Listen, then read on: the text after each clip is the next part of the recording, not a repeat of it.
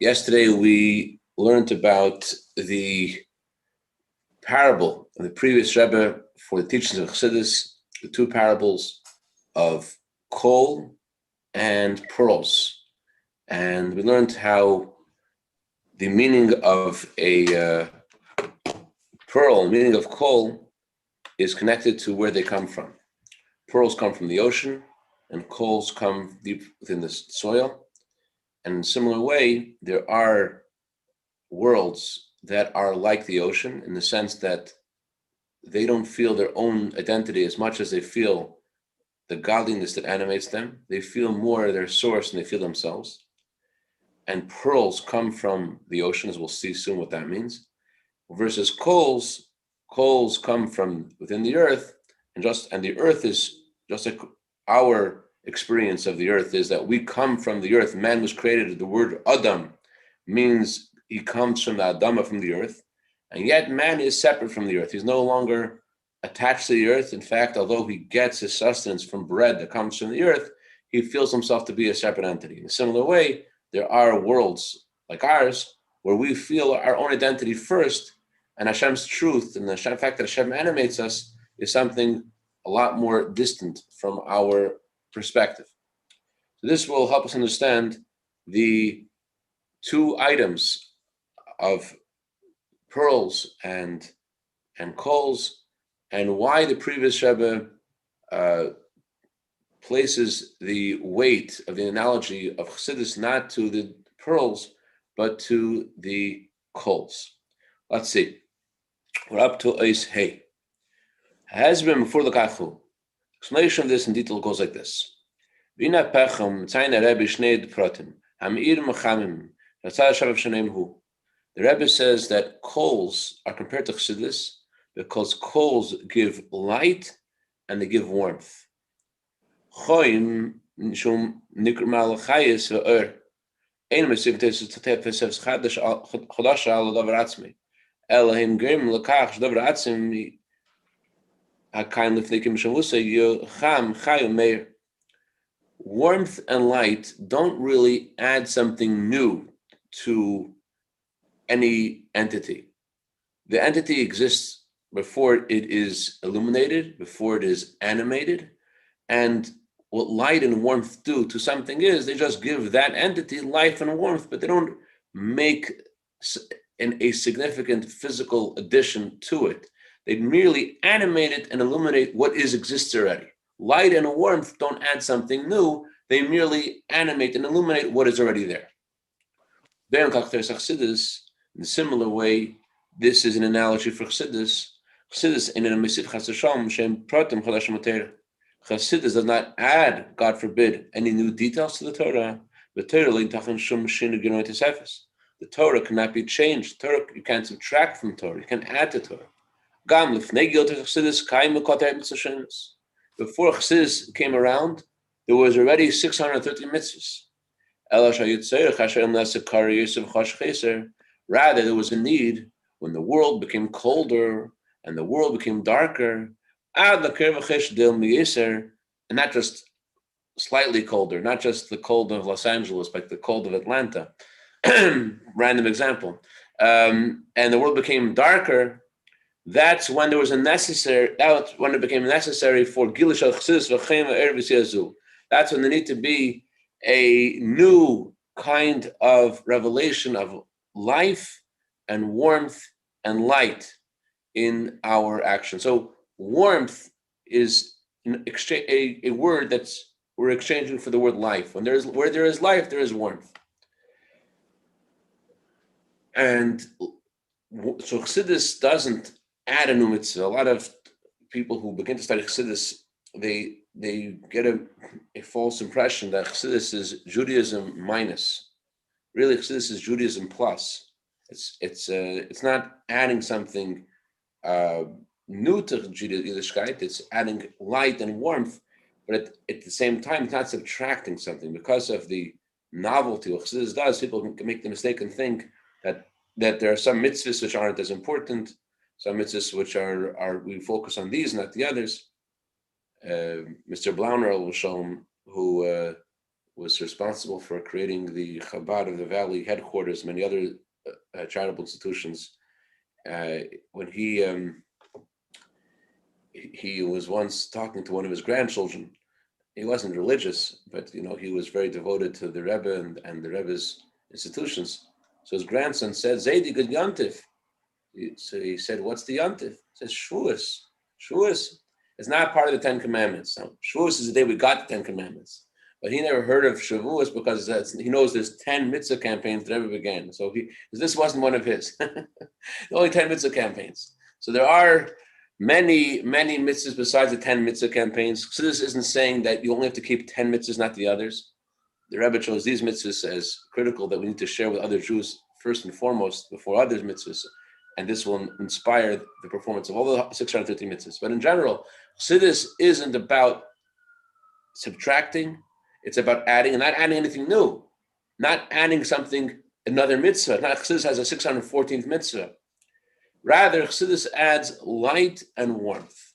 Life and warmth. This is the answer for the question that many have. Next column.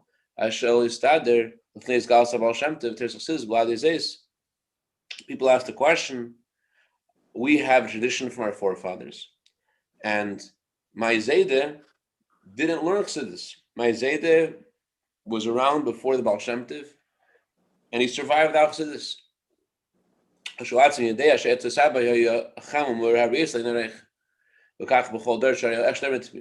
However, yes, while that's true, your grandfather did survive without Chassidus, but your grandfather was a Jew who had a lot more light and warmth than you do. So, as extra dara, this generation isn't getting better than the generation before. Every generation has a new level of darkness and frigidity than the generation before, and therefore there's a need for Chassidus to be who you're supposed to be, to overcome obstacles. So you need the light and warmth because it's darker, because it's colder. Your grandfather didn't need it, but you do. This questioner is similar to someone who makes the following decision. Because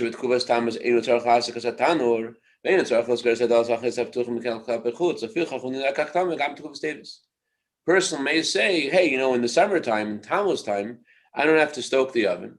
I don't have to close the door and the windows. And therefore, I'll do the same thing in Tavis too. Since in summertime, I don't close the door and the windows, and I don't put on the heater, so I won't put in the heater on the Tavis. Tavis is the winter. Tammuz is the summer. It's different. Yeah, you don't need to have the heat on in the summer, but now it's the winter. It's different. There's a famous mashal of the Dubna Magid. Dubna Magid was famous for his parables. He had a parable about a Reuven and a Shimon who had an argument about their transaction they made. Reuven ordered wood from Shimon, and the wood didn't arrive on time. And the halacha was that they went to the Rav, and the Rav said that he had to pay for the wood anyways, even though it didn't arrive on time. So he goes to the Rav and says, listen, where is this rule from? It says the Torah. The Torah. Hey, one second. When was the Torah given? The Torah was given in the month of Sivan. Oh, okay.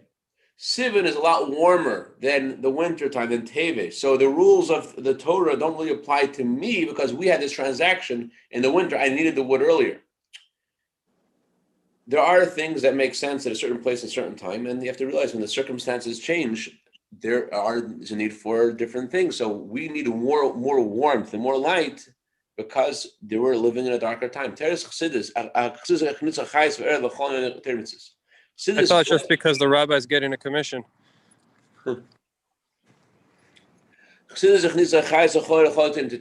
Chassidus injected life and light to every mitzvah, every part of Torah. How did Chassidus do this? Chassidus did this by revealing who you are. Chassidus reveals the neshama of a Jew. One of the main emphasis is that a word, Yonatan? Yonatan always texts me when I use a new English word that wasn't discovered before. One of the emphases Okay, sorry. One of the things that Chassidus highlights is that serving Hashem needs to be with life and joy. Menachem got the joy?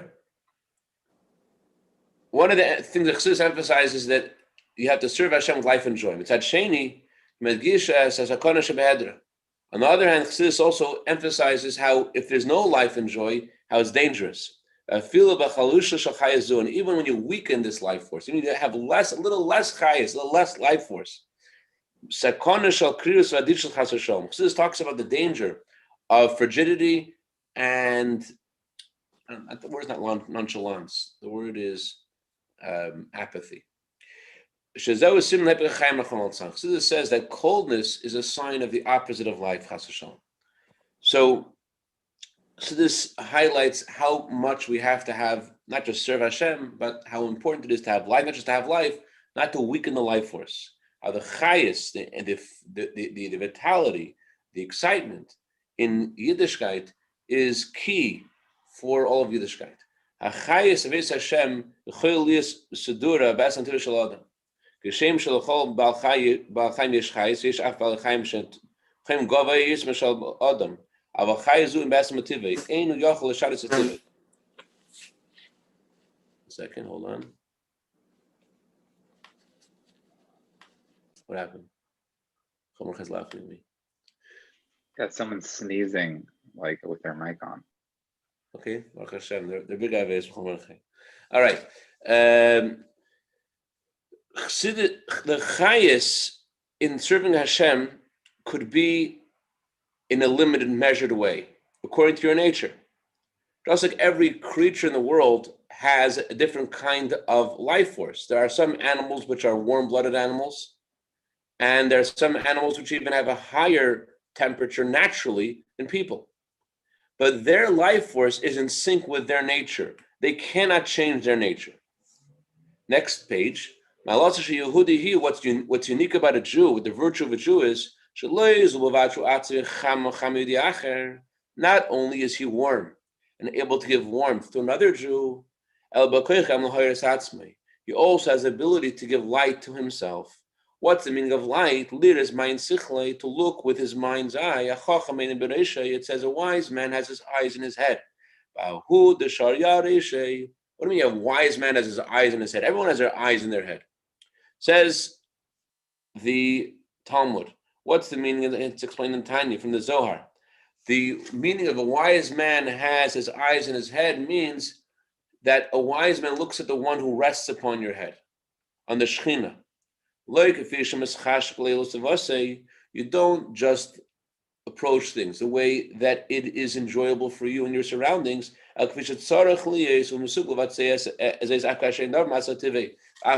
idea of light is you're able to see how things are supposed to be, and you're not just able to see how things are supposed to be, you're able to actually do how you are supposed to be, although it's not like your nature and you don't like it. Randall Futterfass used to say that Ona Seder is als Taivas. Without an order, everything you do is just a taiva. So now you want breakfast, you have breakfast. Now you want lunch, now you want to learn, you learn. Now you daven, you want to daven. There's a way there's a Seder how things are supposed to be. How are things supposed to be? So Chassidus shows us how things are supposed to be. The Rebbe Marash used to say that I need me, that the expression I need versus the expression I want are two kinds of spiritual maladies. I want, said the Rebbe Marash, is another way of saying my heart is plugged up. My heart is insensitive. I feel my wants. I need is another way of saying my brain is plugged up. I can't think a different way. So Chassidus addresses both of these issues. Chassidus says there has to be warmth. You have to be a chayas. Chassidus addresses the heart. Where is your heart? What are you into? Where are your feelings? What are you passionate about? Where's your simcha? Where's your joy? What do you like to do? But Chassidus also addresses the idea of light. Light means Chassidus shows us how things are supposed to be. You may not be there yet. You may not enjoy what you're supposed to do, but Chassidus shows you where you're supposed to. An animal may have a lot of great excitement and feeling and passion, and animals are hot-blooded, but they can't change their nature. What's unique about a human being is that he is given eyes to see. He's given intelligence. He's able to focus on the Shechina. He's able to focus on what is really important in life. You're able to, Seichel, intelligence, is a window to the truth. That's what Seichel is supposed to be. Seichel, Chabad, Chassidus, is a window to the truth. So so I am not interested in doing A, B, and C. I'm not interested in getting stuck. I'm not interested in that. I'm not interested in learning. But I know with my mind, that's what I'm supposed to do. I know that my Shabbat didn't come to the world to just say l'chaim on this cup of tea. Chaim. My Hashem came to the world to do what Hashem wants to do. So I'm not in the mood of that right now. I'm not in the mood of doing what Hashem wants. Hashem wants you to come to the minyan. I'm not in the mood of coming to the minyan. I'm not in the mood of saying Baruch Hu Shemai. I'm in the mood of this guy there. I want to talk to him. So Chassidus allows us not just to see what Shulchan Aruch, the Code of Jewish Law, tells us what we're supposed to do, but Chassidus doesn't just tell us what we're supposed to do with our hands and feet and with our mouth. Chassidus shows us how we are supposed to be, how we're supposed to think, we're supposed to look at things. Reb David Askenol used to say, why did God create skyscrapers? Create skyscrapers so that when the yeshiva boys go on Friday afternoon to put on film with people, it should be a lot easier. Instead of going, to down Manhattan streets and have to go to 10 different blocks to meet 100 Jews, you can find 100 Jews in 2 floors in Empire State Building, or in 1 floor in Empire State Building. So that's what the Eibush made skyscrapers. There's a perspective, how things are supposed to be. Guy comes home, and his child says to him, Daddy, look what I did. Look what I made. Can I tell you what happened in school today? And the father's like, hey, 1 second. It's 6 o'clock, Monday Night Football. Leave me alone. It says in the Mishnah, Pirkei Avos, it says there are 3 things that take a person out of the world. Jealousy, passion, and glory. The simple meaning of this Mishnah is that a person focuses on jealousy, on passion, and glory, he ends up making lots of mistakes in life and it can kill him. But it also means even before you go anywhere, you're already not in the world. You're not dealing with the full deck when you're focusing on your passions. You're in a normal world. Your child shows what they did in school today. That should be something which is like, wow, they need their love and attention that they're showing it to you. But it's not that you're cruel. It's that you're not in the world. You're somewhere else. Nobody's home. You're somewhere else. You're with the Rams and the Buccaneers. Baruch Hashem, the Rams won yesterday. So Baruch Hashem, it's the opposite. I have to go and yesterday I went to Yeshiva to show one of my sons part of the football game. Whatever, that was a skafia. Either way, so the idea of Chassidus is to give us light to see how things are supposed to be, how we're supposed to be. An animal also could be warm. But an animal's only the way it is. Animal always stays the way it is. Language of Popeye, it is what it is, and that's all it is. The idea of Chassidus being light is, Chassidus shows us a window to how we're supposed to be. Chassidus changes the way we are to where we're supposed to be. I got a phone call from someone a few weeks ago. I was blown away.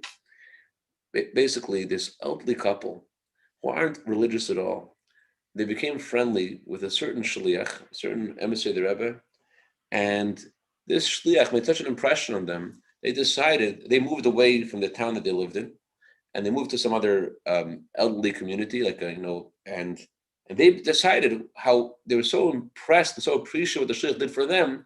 They decided to become the shluchim in this elderly community, and they make it Purim, and they make it Chanukah, and they make it Shabbos. They're in their late 70s and early 80s, I think. I don't remember the exact age they are. But they're not used to this stuff. But they got the light of that from this young couple, and then they're inspired, and there was a whole different life for them. That's Chassidus gives light. It shows you what life's supposed to be. What are you supposed to be? You're supposed to be a shliach. You have a mission in this world, and that causes the warmth, different kind of warmth. Not just be satisfied with the warmth you were till now, but to go somewhere else where you need to get to.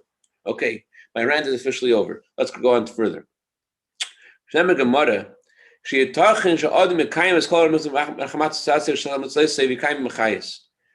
Gemara says the following: it's possible for a person to come do all 630 mitzvahs and do them with vitality, and yet he is called someone who does not serve God. Although he's doing every single mitzvah, He's called someone who is not serving God. Why? Because he's not going against his nature. He's doing everything he's supposed to do, but he's only going according to his nature. Chassidim say a story about someone who's called a Grub Jung. A Grub Jung. This guy in downtown started a minyan, and he sent me a message yesterday. He wants to name his congregation. His congregation comes and davens and learns some Torah, but a little bit of a wild group. He says, I want to call my congregation Wilde Chaya. Congregation, the wild animal. Anyways, so there was a guy who was a Grub Jung. The Mendel Futterfass say the story about a man who was a Grub Jung. Grub Jung means he was extremely coarse. And why was he called a Grub Jung? Because whatever he wanted to do, he did.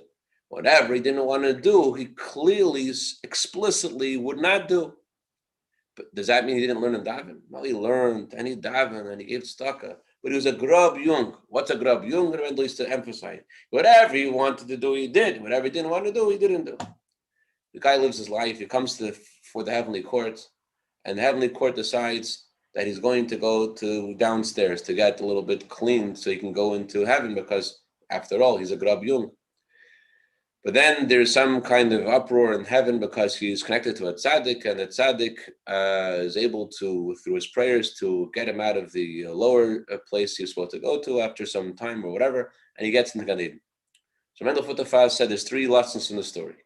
Lesson number 1 is that it's possible to be a Grub Jung and still be connected to a tzaddik. You're officially subscribed to, you're a poster child for the Lubavitch movement.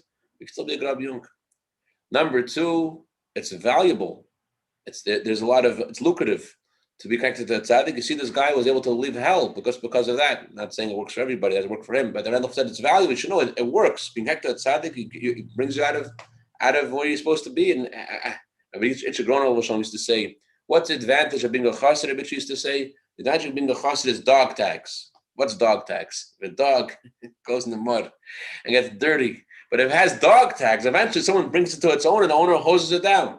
So the second virtue, the second thing we learn from the story is, if even though you're a Grub Jung, even though a person may be coarse, they're connected to a tzaddik, the tzaddik lifts you out of where you are.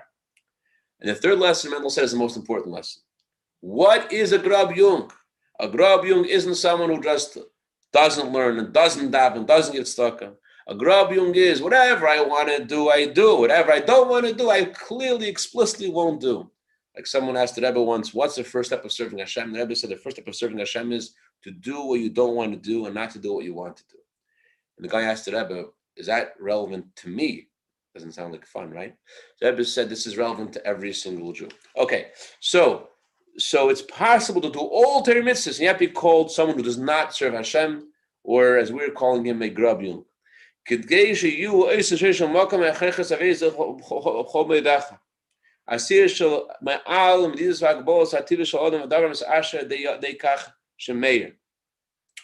what Hashem wants, you have to read the first paragraph of Shema. The Gemara says the difference in the first paragraph of Shema and the second paragraph of Shema is that in the first paragraph of Shema it says you should love Hashem with all your heart and all your soul and all your might. The second paragraph it just says with all your heart and all your soul. It doesn't say with all your might. All your might means that it's excessive. It's beyond what you're comfortable with. It's beyond what you're used to. It's something that it's like Mendel Futterfass used to say, the word mo'oid means very much. It's not just you like it, it's very much. In Yiddish, zeir, it's very important to you. It's zeir. So the Eibusher says, I want you to love me with all your zeir, with all your excessive. You should be completely excessively into Hashem. To go beyond the measurements, limitations of yourself. And this is made possible by light. By the light that shines into you, know where you're supposed to be, that allows you to leave where you are and to go where you need to get to. Chassidus gives light and shows where we need to get to. Like the Kotzker Rebbe was once asked, what's a chassid? The Kotzker Rebbe said, a chassid is someone who tries to go beyond themselves. So the guy tells the Kotzker Rebbe, then everybody's a chassid. The Kotzker Rebbe said, indeed, or everyone you see here are Chassidim except for you. He says, whoa. Why me? Am I worse than everybody else? He said, yeah, you're worse. Why am I worse? He said, everybody else thinks they're not a Chassid. And therefore they have to do something to be a Chassid. But now you're the one who thinks that you're the Chassid, therefore I have to try. If you think you're a Chassid, why should you try? So as I forgot who said this, is really true. There's one level of Yiddishkeit that Chassidus is satisfied with, that the Rebbe is satisfied with. What's the one level of Yiddishkeit that Torah and Chassidus and is satisfied with? Level called more. More. Go beyond yourself. Okay, so Kivich Shnein Yonim Mishal Chaim Ve'erei Meyan Pratini maybe said Torah mitzvahs Lachain Kivish Amar Rebbe Shichas Archiz Am Shechav Sevadas Seda Veda. Since these two elements that Kol give us, that Chassidus gives us, of light and warmth, they are both in things that are internal, that animate and illuminate our service of Hashem. Therefore, says the previous Rebbe in the analogy, you need to have, just like an analogy of trying to find the coals, you need to have someone directing you to tell you where to dig. So there has to be someone giving you a direction in serving Hashem. The Ale and they're never saying called over there, and these are our Rebbes in every generation. They show us the way to serve Hashem. Yachad, and not just they show us the way, but they also empower us. How to give light and warmth to ourselves and our surroundings. And the workers can rely on the wisdom of the one directing them. They need to pay attention to do exactly what the one who's instructing them is saying. So in the analogy, when you're looking for coals, you're looking for light and warmth in your service of Hashem, so you can rely on the director. You can rely on, in the analogy, it means you can rely on the Rebbe. The Rebbe in every generation tells you what you need to do to get that light, to get that warmth. But yeah, and you have to rely on him and do exactly what he says. So practically, for example, the Rebbe says in our generation how important it is to study about the teachings of the future, the coming of Mashiach. Have to learn about the coming of Mashiach. So it may have been a generation ago that the Yidden could get by without doing that. They didn't need that for their light and their warmth. But the Rebbe says this is something that we need in our generation in order to prepare for Mashiach and to live with Mashiach. We have to bring Mashiach, we have to learn about Yonagel Mashiach. This is one example, but the point is that whatever we need to know now is given to us through the Rebbe of our generation, as was given to the Hasidim and the Yidden through the Rebbe of their generation.